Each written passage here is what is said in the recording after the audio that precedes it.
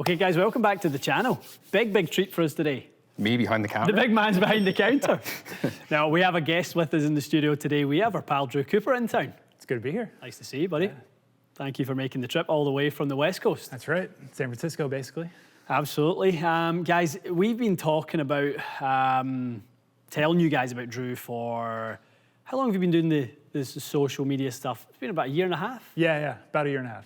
So Drew and I have known each other for about 3 years. It might be 4 at this point. Yeah.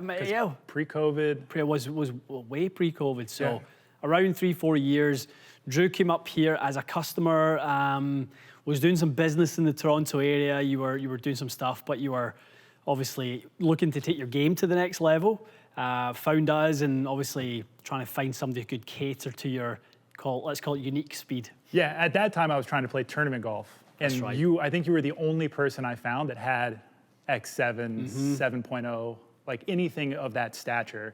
And so I was like, I got to go at least try it before I buy anything. I remember when you came up, you let me know he was coming with the speed that he had. And it was pretty exciting to, you don't see that very often. I was a fitter here, yeah. At that time, So we've known about Drew for a while. Been a real fun ride watching the growth of the Instagram and all the different things you're doing with your company. Maybe just tell us a little bit about it. Yeah, so my background's in strength and conditioning and sports science. So undergrad in kinesiology, master's in sport and exercise science. Owned a gym in San Diego. I worked as the senior sports scientist and product owner of a dual force plate company in like elite sport. So like I was up here visiting the Maple Leafs, the Raptors, special forces, universities, and that's kind of what I did across North and South America. Moved to Napa Valley where my wife is from. She started work and then I started to get back into golf because I sort of left the business, was sort of interested in golf again. Long story there of quitting in high school, but got back to playing. Now it's kind of merging my sort of love with golf and like my background in strength and conditioning to sort of marry those two things together to help people with their swing and their fitness. So you played junior golf and kind of all growing up? And Well, no, so I started golf in like 8th grade. Oh, nice. So like high school golf, my high school team is like best in country, Torrey Pines High School, Jamie Lovemark, sort of Phil Mickelson from the area, but not the school. I think we won state 3 of the 4 years I was there, and set the record twice or something like that. I think I was the only guy to not go to college on a golf scholarship from my team. From the team. Yeah. Very cool. Breeds golfers. Yeah. Does that well? I mean, Southern California. Exactly. SoCal. It's kind of almost no excuse to not be at that point. So, and we'll get into we're going to get together, do our podcast with you later today. So I want to dive all the way into all that sort of stuff and talk about every step of the way. But we have a fun little test, and we've got many tests we're going to do with Drew.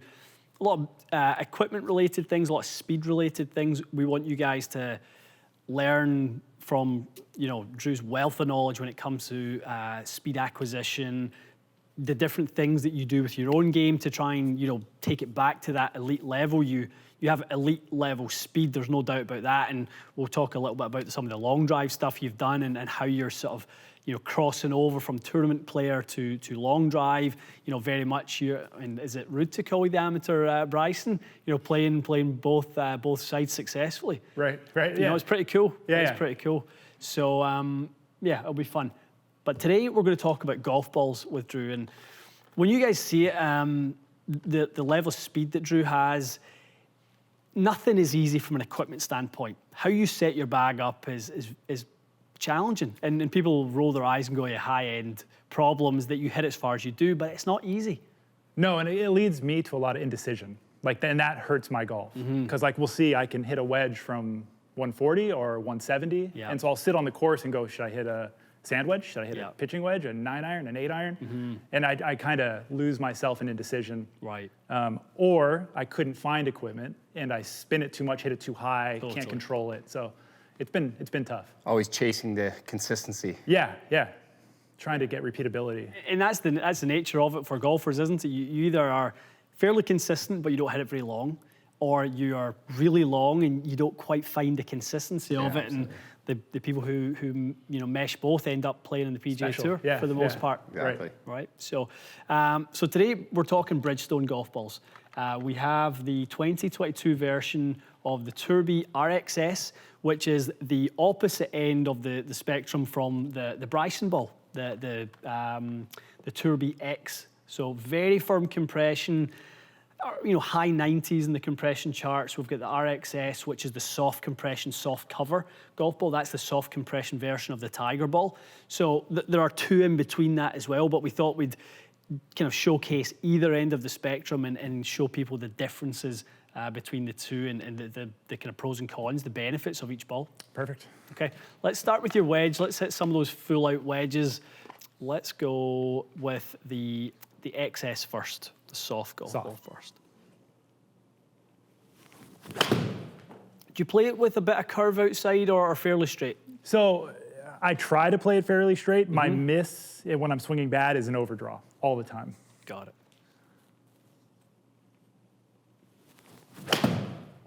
Yeah, there's lots of really, really good players talk about that, how their way of softening a draw is to try to hit a cut, knowing that it's just going to manage the club face nicely. So 101 miles an hour club head speed on Drew's wedge, guys. That's kind of what we're talking about, obviously, with kind of being extreme levels of speed. 153 in the carry there. What kind of ball do you generally play?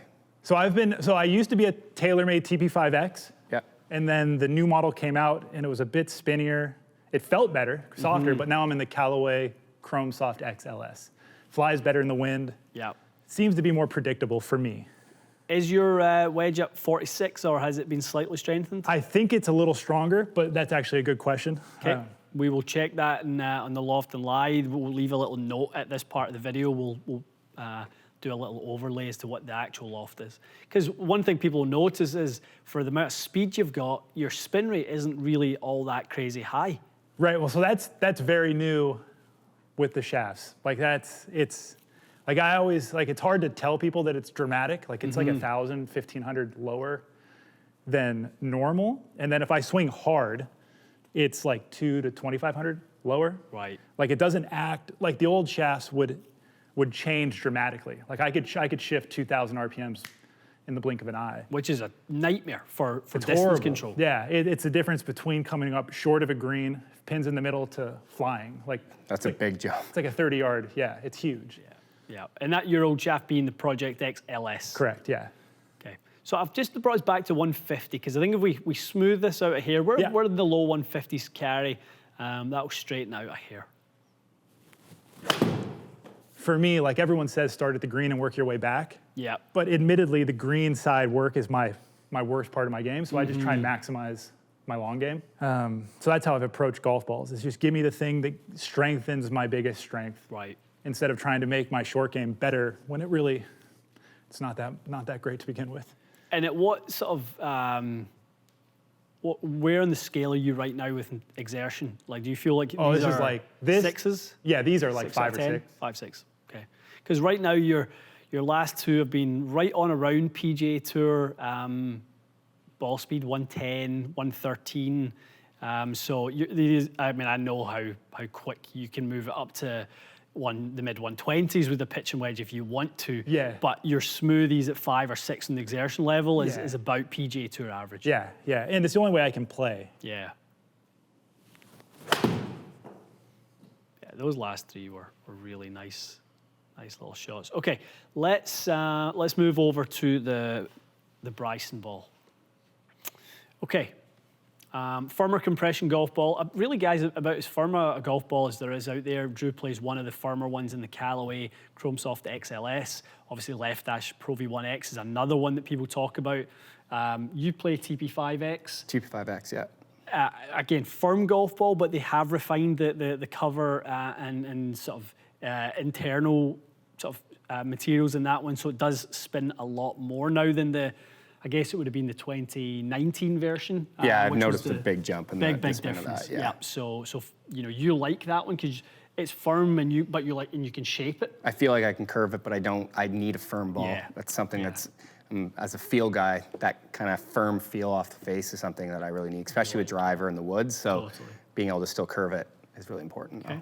Yeah, that was the opposite. I love the old ball. Yeah. And it got a little challenging.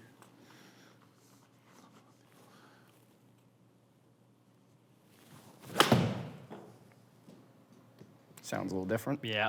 Yeah, you can just feel it immediately. Yeah.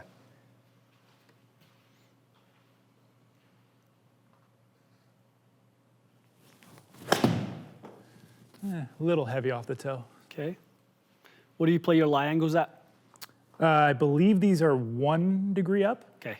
1/2 inch long? Well, the wedges were the single length still from what you did. Yeah. From a 1/2 inch long pitching wedge. Okay. That spin's definitely higher. Way Yeah. different. Give us one more, Drew, and then we'll kind of compare those two. Should I give this the full? Like, do you want me to give it the full? No, we'll stick to the same kind of like 150 number. Okay. Then that keeps it really consistent. Perfect. Good swing there. Yeah, I love that strike.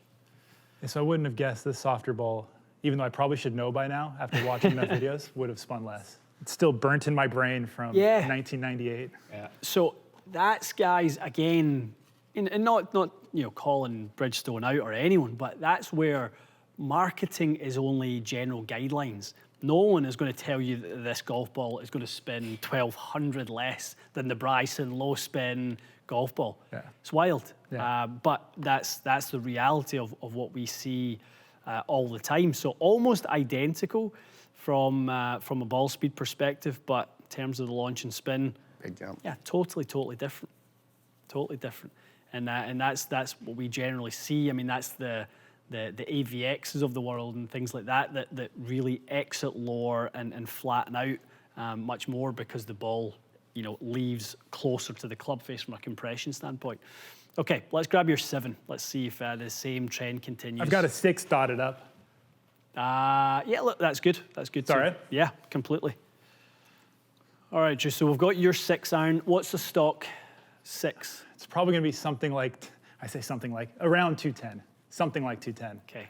Foresight's going to give us 250, That's so fine. we'll go about that. We'll see. It could be longer. It depends how I feel. Currently, PGA Tour average ball speed off 6 iron is in the high 120s, 129-ish, right around there. I think we are seeing that trend higher now with certain players. I think there's a migration from as the players with speed, they just enter the PGA Tour with speed, and the players that maybe work the ball a little bit more are exiting towards the Champions Tour. I think those numbers, those PGA Tour averages are about to change quite a bit.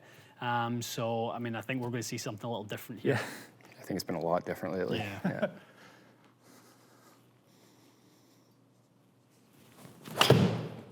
So everything for you, Drew, is about that peak height, isn't it? It's Peak height and about, spin. yeah, managing. So the spin, because you don't want it kind of shaping too much. You don't want the ball moving around a lot. And I don't want it to move too much, and I don't want it to rise to a degree that the wind can do whatever it wants. Got it. Yeah, So where does that rank in terms of your spin rates at 4,900? Is that way low? Yeah. So with my LS ball and this club, it's probably 5,500 would be normal. Interesting. Should have a See little that more one spin rise there. up a little bit there. Yeah, probably going to hit the high 5s. And I guess that's what all players with a lot of speed experience is. Yeah. Like the mishits can just The you see it. variability Although of them. that wasn't crazy, but the variability is it's wild how much it can change swing to swing sometimes. Yeah, and I think is it Richie Hunt? Is he the analyst? Like he's a stats guy who did a thing on Berkshire. Right. That his issue with his speed is the forward to backwards dispersion based on spin.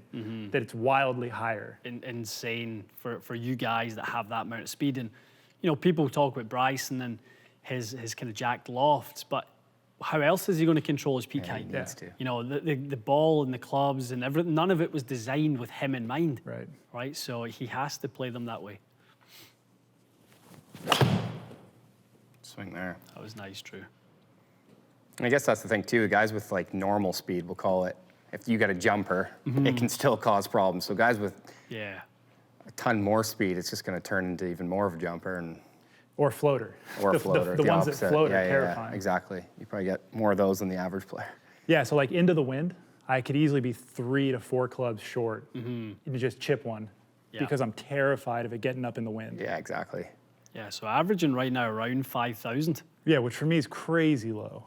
That's what Bryson said he wants, right? 5,000? Yeah, for a 6, yeah. For 6? Now again, I don't know if I stepped on one, what would happen? Is that a hair toy? No, that was pretty good. Pretty good. Okay, that one definitely came off a little softer.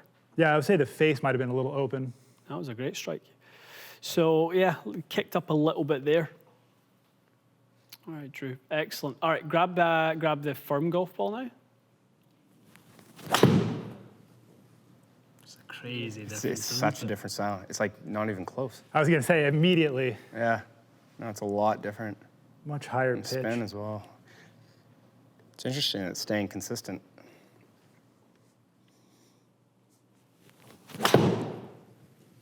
Again, where are you in the effort 5 scale here? Yeah, Again, these are chipping them. just- Give us the full treatment.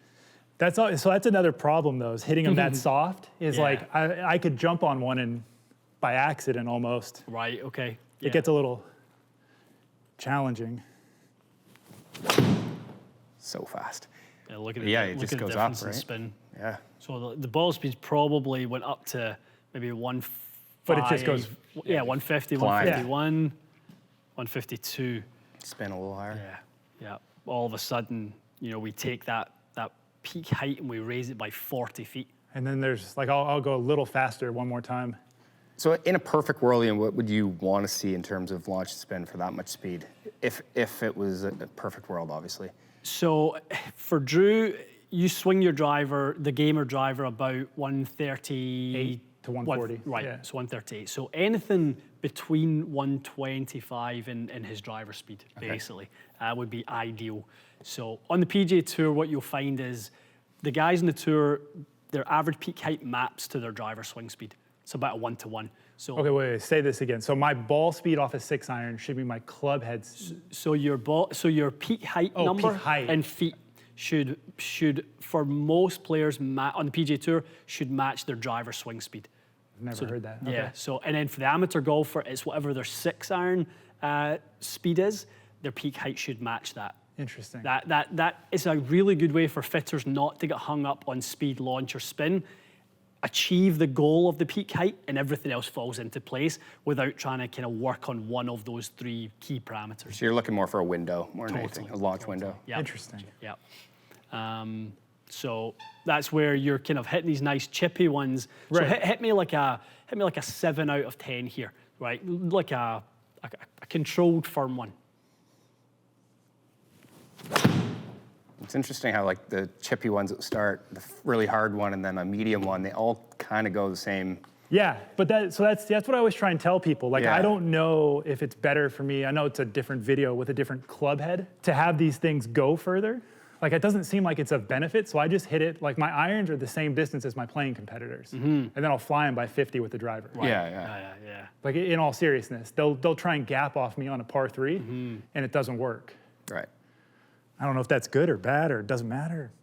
I mean, there is a distinct difference in how you launch and kind of spin these 2 golf balls. I mean, they're working through different flights completely. And the ball speed's almost identical. Yeah, so you're kind of fairly consistently higher launch, lower spin. With the softer ball. Yeah. You're going to turn me into a soft golf ball guy. Isn't that crazy? And it's just that, as you kind of work through your kind of ideal peak heights here, like we said, your ideal peak height should be about what you swing your driver at. We're kind of nicely. It's pretty close. We're nicely there. Yeah. Interesting. Okay, let's get the big stick out. Let's have some fun.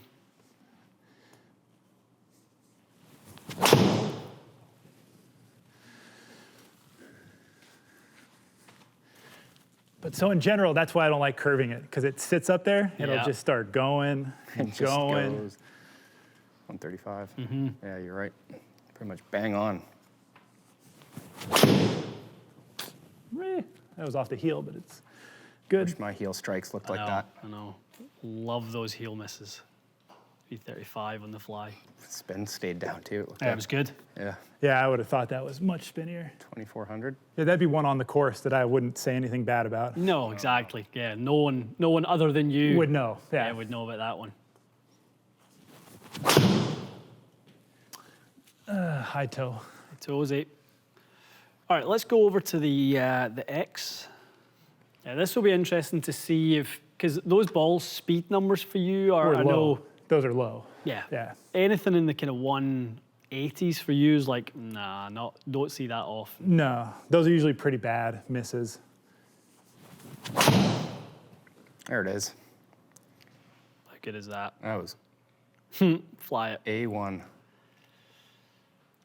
What we kind of expected to see, and this is why it's probably Bryson's ball of choice, because it offers you a different level of ball speed. So you've got club head speed within 1 mile an hour. Ball speed is separated by 6. And spin is back, Spins right where you want it. but with both. So like they've narrowed. Yeah. And that's the loft thing you were talking about. The lofts Definitely. come together and Yeah. That was a really good flight. 195 on the ball speed there. Let's see a couple more like that. Literally, it's like a bullet coming out of a gun, isn't it? It sounds a lot different. yeah, way different. Like acoustics of it is completely different. Much Another different. 194. It just sounds harder off the face. So that was a high toe. Missed the green, missed the green. If you miss the green, you get the bounce. Caught the fringe. Yeah, little miss, but kind of a miss in the territory where the softer ball was from a ball speed perspective. Okay, one more. And now, is this why? Like, so I'm looking at this going, this reminds me of the LS and why I pick it. Yeah, Because it makes my driver performance better. better. Yeah, so like you said, with a couple with the XS, it's like you can kind of get a bit of a dive bomber from the XS. And I kind of always say to people, I liken it like, if we took a firm basketball and a soft basketball and we bounced them off the ground as hard as we can, clearly the hard basketball is the inflated basketball is going to bounce way higher. Take that ground and put it on an angle, that's our driver face. So as the ball exits the driver face, the hard ones for you is kind of scooting up there with the driver, whereas the XS is obviously, coming out at a much, much flatter angle. Right. So it's just inflation and compression of the golf ball itself. Is there anything with that in like the way, like the amount of time it spends on the face? Because like the left dive, the speed, it doesn't go up and left, which is what I'm used to on those high toes. It's almost identical. It's very, very minimal. Even to be honest, like when we talk about compression, I think we overemphasize at times the level of compression of a fast player like yourself and a slower average player like the rest of us. It's not really that much in it when we see the phantom cam images of it or the footage. So it's more the spin. Yeah. Close. Yeah, just a little off the toe. It's just fast, very, very quick. Okay, one more with this one, and then that's a test. All right.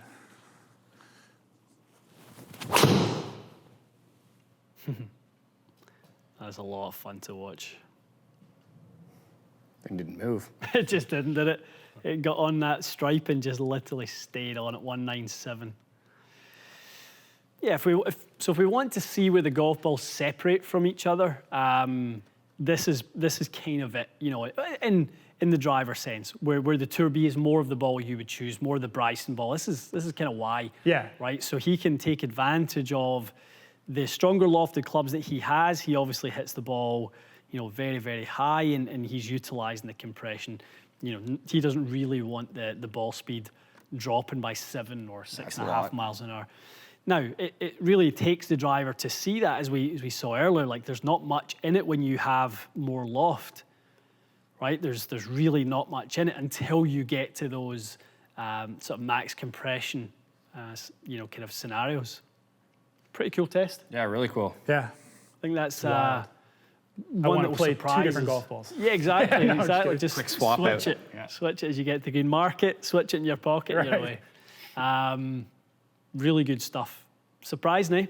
Yeah, it makes sense why I choose the firmer ball, but it's mind kind of like messes with your head to see the better driver ball spin more with it. Like that's just, I can't comprehend that, I don't think.